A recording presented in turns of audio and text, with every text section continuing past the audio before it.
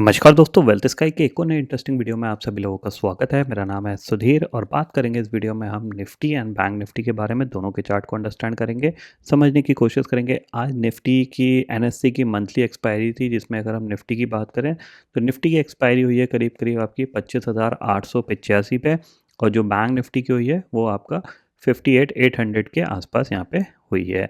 कल मैंने आपको एक पॉइंट बताया था कि आप चाहो तो ये ट्रेडिंग सेशन अवॉइड कर सकते हो, क्योंकि कल क्लोजिंग के टाइम पे एक हमें सेलिंग देखने को मिली थी।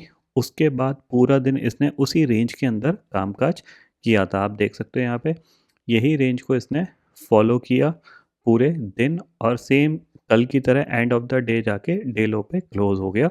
यहाँ पे अगर किसी ने ऊपर बाय किया होगा तो डेफिनेटली वो ट्रैप हो गया, जैसे नीचे सेल किया होगा वो ट्रैप हो गया। तो जब रेंज बाउंड मार्केट होता है तो इसमें क्या होता है, मार्केट कहीं से भी सेलिंग और बाइंग दिखा देता है। उसकी वजह से लॉस होने के चांसेस बहुत ज़्यादा हाई होते हैं, क्योंकि जब तक आपको मोमेंटम नहीं मिलेगा तब तक आपको पैसे नहीं मिलेंगे। स्पेशली ऑप्शन बाइंग के केस में। ऑप्शन सेलिंग में थोड़ा सा डिफरेंट होता है, तो वो चीज़ होती है। तो वहाँ पे आपका फेवर, आपके टाइम वैल्यू आपके फेवर में होती है, तो आपको प्रॉफिट मिल जाता है। ठीक है, तो इसीलिए मैंने कल का ट्रेडिंग सेशन, मतलब बेसिकली आज का ट्रेडिंग सेशन अवॉइड करने के लिए बोला था। अब देखो यहाँ पे जो क्लोजिंग आई है वो ऑलमोस्ट कह सकते हैं 25,885 के करीब, यानी 25,900 के करीब की क्लोजिंग आई है। अभी भी यहाँ पे अगर देखा जाए तो बहुत ज़्यादा नेगेटिव क्लोजिंग नहीं है, बट हाँ, मार्केट धीरे धीरे नीचे जाने की कोशिश कर रहा है। तो ऐसा लगता है कि कहीं ना कहीं मार्केट किस लेवल को, इस लेवल को टेस्ट इसने किया है। तो अब प्रॉब्लम क्या है? प्रॉब्लम ये है कि कल मैंने आपको, परसों मैंने आपको एक ट्रेंड लाइन मार्क करके दी थी। अगर आप इसको आपने अपनी स्क्रीन पे मार्क करके रखा होगा तो आप देख सकते हो इसको ये परफेक्टली फॉलो कर रहा है।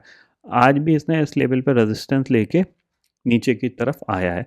अब ये ट्रेंड लाइन वीक होती गई है, क्योंकि ये मल्टीपल टाइम टेस्ट हो चुकी है। तो कल हमारा व्यू जो होना चाहिए वो यही होना चाहिए कि अगर 25,800 के नीचे नहीं जाता है, क्योंकि मोस्ट प्रॉब्ली जो लग रहा है वो ये है कि ये इस लेवल को कहीं न कहीं टेस्ट करने की कोशिश कर सकता है, ये ध्यान में रखिएगा, ठीक है?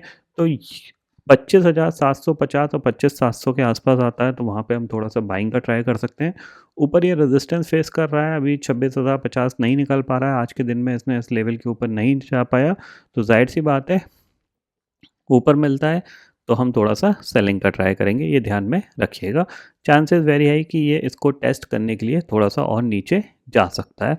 बट जो भी होगा वो बहुत स्लो होगा, ये ध्यान में रखना कि बहुत बड़ा मोमेंटम होगा, उसके चांसेस मेरे को अभी भी कम लग रहे हैं। क्यों? क्योंकि ओवरऑल जो मार्केट का स्ट्रक्चर है वो पॉजिटिव है, अभी नेगेटिव तो हुआ नहीं है।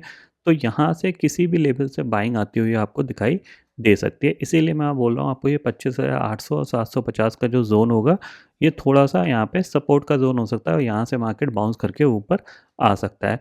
अब देखो ये ट्रेंड लाइन के उस पॉइंट ऑफ व्यू से देखोगे तो मार्केट ने क्या किया है, एंड ऑफ द डे जाके इसने जगह बना ली है फिर पुल बैक के लिए। तो क्या करेगा, ये थोड़ा-सा नीचे आके और फिर ये पुल बैक दिखा सकता है, फिर नीचे आएगा, फिर पुल बैक दिखाएगा। तो इस तरीके से ये प्लान कर सकते हैं। मतलब मोस्टली ये साइडवेज सेशंस ज़्यादा रहने वाले हैं, क्योंकि ये कल के बाद फिर आपको आपका सेंसेक्स और बैंकेक्स की एक्सपायरी होगी, तो कहीं न कहीं जितना हो सकता है मार्केट को साइडवेज रखा जा रहा है, और एंड ऑफ द डे ही जाके थोड़ा बहुत मोमेंटम यहाँ पे होता है। ठीक है? इतना आप ध्यान में रखिएगा। बैंक निफ्टी की बात करें तो बैंक निफ्टी ने तो परफेक्टली अगर देखा जाए तो अपनी जो रेंज थी कल की, उसी रेंज में ही इसने पूरा दिन निकाल दिया, आप देख सकते हो। 59,000 के आसपास इसने मैक्सिमम काम किया, क्योंकि ये राउंड फिगर है, ठीक है ना? नीचे आया, ऊपर चला गया, फिर नीचे आया, फिर ऊपर चला गया, ऊपर गया, फिर नीचे आ गया। तो अल्टीमेटली इसने इसी रेंज में कामकाज किया है। अब कल हो सकता है कि ये थोड़ा बहुत सेलिंग के लिए नीचे जा सकता है, या फिर दोबारा से यहाँ से रिकवरी आ सकती है। तो थोड़ा-सा कन्फ्यूजिंग स्टेज है, मार्केट साइडवेज है, तो आपको थोड़ा-सा अपने हिसाब से प्लान चीज़ें करनी पड़ेंगी। यहाँ पे मैं यही बोलूँगा कि आपको अब, क्योंकि देखो, जैसी सेंसेक्स की एक्सपायरी हो जाएगी उसके बाद दिसंबर के फर्स्ट वीक में आपको आरबीआई की क्रेडिट पॉलिसी भी आनी है, तो उसकी वजह से हो सकता है कि मार्केट अभी थोड़ा प्रॉफिट बुकिंग दिखा के फिर आपको रिकवरी करता हुआ दिखाई दे सकता है। ये ध्यान में रखिएगा, अगर पहले बाइंग आ गई तो सेलिंग में आ सकता है, इतना आप ध्यान में रखिएगा। क्योंकि अभी निफ्टी ने लाइफ टाइम हाई हिट नहीं किया है, तो बेसिकली ये दोबारा से ऊपर की तरफ मूव कर सकता है, ये ध्यान में ज़रूर रखिएगा, ठीक है? बाकी ग्लोबल मार्केट करंटली अगर आप देखोगे तो ग्लोबल फ्यूचर्स में बहुत ज़्यादा नेगेटिविटी हमें नहीं देखने को मिल रही है।